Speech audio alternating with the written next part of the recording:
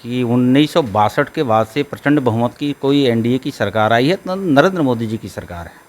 रही बात 40 में 40, तो कहीं कमियां और खामियां रह गई है, उसकी चर्चा हम घर परिवार में बैठ करके निश्चित रूप से करते हैं। यही तो खासियत है भारतीय जनता पार्टी का कि कभी हार में हम विचलित नहीं होते हैं और कभी जीत में हम उत्साहित नहीं होते हैं। शायद ये महागठबंधन की शिगुफा है, कुछ मीडिया बंधुओं की ये कही जा सकती है। जो बातें कोई गोपनीय होती नहीं है तो फिर लीक होने की बात कहाँ आती है। महागठबंधन के नेताओं ने संविधान का आरक्षण का झूठिया राग आलाप करके कुछ वोट लेने में अगर सफल हो गया, उनकी राग अब धरे के धरे रह जाएगी। 15 के और 25 के बीच में जो चुनाव आपने देखा होगा, एनडीए के सफलता मिली थी, वो 25 के भी चुनाव में इसी तरह झूठिया स्लोगन में प्रलोभन में कोई पड़ने वाला नहीं है। नीतीश कुमार के नेतृत्व में ही 25 का चुनाव लड़ा जाएगा और सफलता भी मिलेगी। नमस्कार, आप देख रहे हैं NBC 24 और मैं हूं आप सभी के साथ ब्रह्मचारी आशीष। और कल भारतीय जनता पार्टी की बिहार में जो है समीक्षा बैठक हुई। तमाम जो शीर्ष नेतृत्व था, चाहे सम्राट चौधरी हो, विजय कुमार सिन्हा हो, तमाम जो नेता थे, सांसद थे, वो मौजूद थे। और ऐसे में इस समीक्षा बैठक में क्या कुछ हुई, इसको लेकर के तमाम जानकारी जो है आज जो हमारे साथ मौजूद हैं SC/ST कल्याण मंत्री बिहार सरकार के जनक राम जी, उनसे जुड़ेंगे, बातचीत करेंगे। कल के इस बैठक में क्या बड़ी जो तमाम वजह थी जनक जी, वो निकल करके आई, क्योंकि आप लोग 40 में से 40 का दावा कर रहे थे, 30 पर ही सिमट गए। देखिए, एक तो देश और प्रदेश में खुशी है कि देश के यशस्वी प्रधानमंत्री नरेंद्र मोदी जी तीसरी बार प्रधानमंत्री का शपथ ग्रहण हुआ, तो एक खुशी है। हम सब लोगों ने मिल बैठ करके मिठाइयाँ खाई, उस खुशी को इजहार हम लोगों ने किया कि 1962 के बाद से प्रचंड बहुमत की कोई एनडीए की सरकार आई है तो नरेंद्र मोदी जी की सरकार है। रही बात 40 में 40, तो कहीं कमियां और खामियां रह गई है, उसकी चर्चा हम घर परिवार में बैठ करके निश्चित रूप से करते हैं। यही तो खासियत है भारतीय जनता पार्टी का कि कभी हार में हम विचलित नहीं होते हैं और कभी जीत में हम उत्साहित नहीं होते हैं। देश की जनता जो जनादेश देती है, उस पर मुझे पूर्ण भरोसा और विश्वास रहता है। जहां कमियां होती है, उस कमियां को हम देख करके फिर आने वाले दिनों में हम मजबूती से उस कमियां को दूर करके जनता को जनादेश लेने के फिर आगे हम बढ़ते हैं। वही समीक्षा बैठक में बात जो आती है, उस कमियां को हम दूर करेंगे और आने वाले 25 में हम फिर उस कमियां को दूर करके बिहार के मुख्यमंत्री आदरणीय नीतीश कुमार जी के नेतृत्व में फिर 25 को प्रचंड बहुमत की हम सरकार बनाएंगे। जनक जी, बातें हुई कि समीक्षा बैठक जो हुई उसकी खबरें लीक हुई। उधर उपेंद्र कुशवाहा भी कह रहे थे कि इस तरीके की चीज़ें नहीं होनी चाहिए। कैसे देखते हैं इसको? शायद ये महागठबंधन की शिगुफा है, कुछ मीडिया बंधुओं की ये कही जा सकती है। जो बातें कोई गोपनीय होती नहीं है तो फिर लीक होने की बात कहाँ आती है। हम भारतीय जनता पार्टी के एनडीए गठबंधन के सरीखे नेता बैठते हैं और परिवारजनों में बात होती है।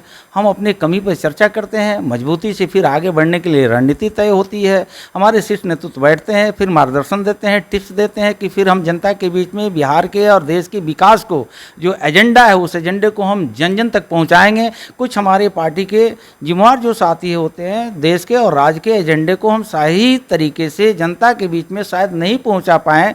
जो जनता दिग्भ्रमित हो गई, जो महागठबंधन के नेताओं ने संविधान का आरक्षण का झूठिया राग आलाप करके कुछ वोट लेने में अगर सफल हो गया, उनकी राग अब धरे के धरे रह जाएगी। 15 के और 25 के बीच में जो चुनाव आपने देखा होगा, एनडीए के सफलता मिली थी, वो 25 के भी चुनाव में इसी तरह झूठिया स्लोगन में प्रलोभन में कोई पड़ने वाला नहीं है। नीतीश कुमार के नेतृत्व में ही 25 का चुनाव लड़ा जाएगा, सफलता भी मिलेगी। जनक जी, लवकुश समीकरण की जो बात करते हैं, बातें चली कि लवकुश जो वोट बैंक था वो आप लोगों को अब की बार ज़्यादा नहीं मिला। शायद बेईमानी होगा। और बिहार के मुख्यमंत्री आदरणीय नीतीश कुमार जी परिवारवाद की बात नहीं करते हैं। और बिहार में 13.5 करोड़ आबादी है, जिसको परिवार अपना बिहार का मुख्यमंत्री जी मानते हैं। उसी कड़ी में देश का नेता नरेंद्र मोदी जी 1 अरब 40 करोड़ परिवार को अपना परिवार मानते हैं।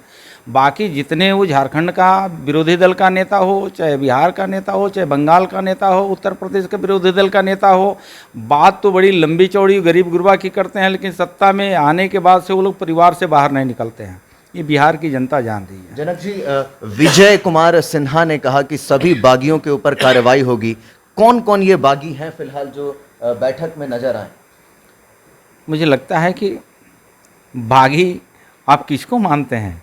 जो महागठबंधन के नेता होते हैं, जो उलूल जुलूल बयान दे करके गरीब को झांसे में लेते हैं, धोखे में ले करके लोकतंत्र को मजाक उड़ाते हैं।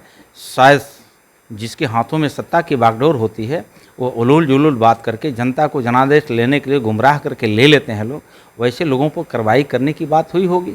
मुझे लगता है कि बिहार के मुख्यमंत्री आदरणीय नीतीश कुमार जी भी सदन के पटल पे अनेकों बार कह चुके हैं, जिन लोगों ने सत्ता में रह करके और सत्ता को दुरुपयोग करके धन कमाने का काम किया है, उनके ऊपर जांच का आदेश हुआ है, जांच जारी है। आने वाले दिनों में वो जांच दूध का दूध और पानी का पानी होगा। जो गलत किया होगा उसके ऊपर निश्चित रूप से कार्रवाई होगी। आखिरी सवाल होगा मेरा सर आपसे, जिस तरीके से भारतीय जनता पार्टी अब की बार के चुनाव में, लोकसभा के चुनाव में एक बेहतर प्रदर्शन नहीं कर पाई जिस तरह पहले रहा 14 में 19 में, क्या सचमुच आरएसएस और बीजेपी के बीच कुछ खटपट है, कुछ अंतर विरोध है? नहीं, खटपट नहीं है, कोई विरोध अंतर्कलह नहीं है। महागठबंधन के नेताओं ने झूठी राग अलाप करके, झूठी सब्जबाग दिखा करके, झूठी सपना दिखा करके, खास करके कमज़ोर वर्ग के लोगों को जो संविधान बदलने की बात करके, रिजर्वेशन ख़त्म करने की बात कर करके, कुछ लोगों को उन्होंने झांसे में ज़रूर ले लिया है।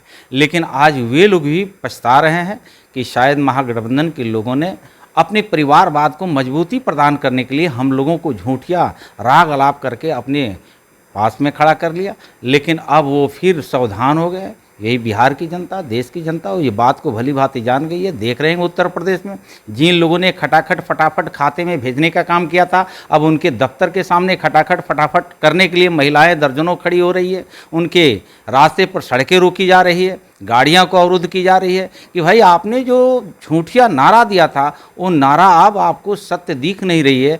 मुझे लगता है कि आने वाले दिनों में ये झूठ के पुलिंदा जिन लोगों ने पाल रखा था वो सपना सपना ही रह जाएगा। और फिर आने वाले दिनों में बिहार के नेता नीतीश कुमार जी के नेतृत्व में प्रचंड बहुमत की फिर 25 की सरकार बनेगी। जनक जी, जो आरएसएस के प्रमुख हैं उन्होंने भी कहा था कि जो सत्ता है वो सेवा के लिए होना चाहिए, अहंकार नहीं होना चाहिए, विपक्ष है प्रतिपक्ष नहीं। कहाँ देखते हैं इसको? ये तो खासियत है भारतीय जनता पार्टी विचार परिवार में, बाकी दलों में ये सब नहीं दिखता है।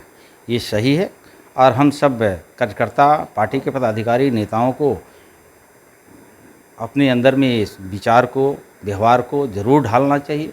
ये सत्ता देश की सेवा करने के लिए, जनता की सेवा करने के लिए, गरीब गुरबा को सेवा करने के लिए मिलती है। जिन लोगों ने सत्ता के साथ आकर के जनता को दुर्व्यवहार करता है, जनता को सही रास्ता नहीं दिखाता है, जनता की संपत्ति को अपना संपत्ति समझता है, शायद उनके ऊपर निश्चित रूप से कार्रवाई होनी चाहिए।